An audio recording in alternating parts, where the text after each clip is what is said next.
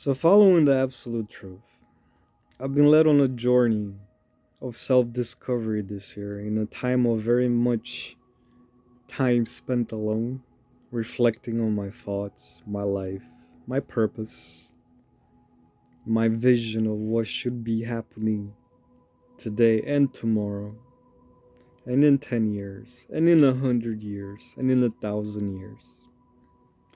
And to get to understand better myself looking forward, I first have to analyze who I used to be in the past.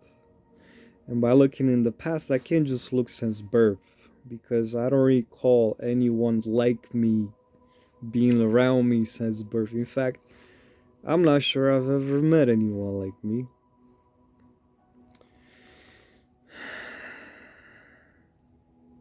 Most people are driven by the desire to accomplish something materially.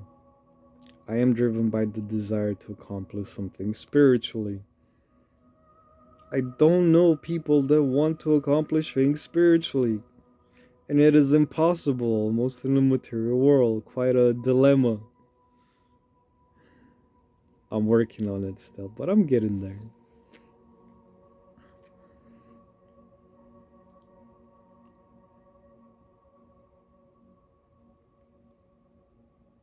I had a regression before I came back from Romania to try to figure out who I am.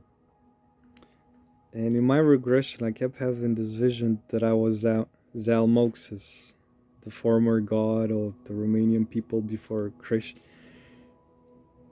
uh, before Christianism was introduced, Romanian Orthodox Christianism. And he's always portrayed as this old white man with a white long beard and white hair, a cane, crow on his shoulder, and a wolf by his side, a white wolf. In my regression, I thought I was him. But lately I realized I was not him. I was the white wolf. I am the white wolf. And there's a very fascinating mini documentary put out by someone named Daniel Vroxin, Romanian guy, his production, and it is in Romanian. I'll leave a link. I hope I remember to do so. Which tells the story of the white wolf. And the white wolf essentially was a man, originally, a sage that was following the will of God, Zalmoxis. And he tried to follow the will of God from a distance from the rest of humanity. His people were the Daci.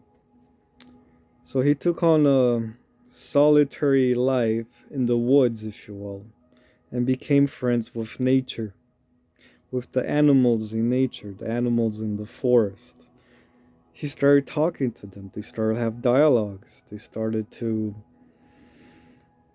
He started asking them for advice on certain matters. So that just makes you realize, wow, how how much does a deer think, or a bird, or a wolf, or a snake, or a bear? How evolved is their intellect if a man in a Romanian folklore tale is able to, and by the way, this tale is passed down everywhere in Romanian culture to this day. I think I will investigate the different variants when I start my journey, when I go back.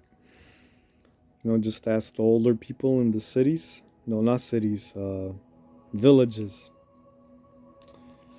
farmland, if you will, or like in the country over here.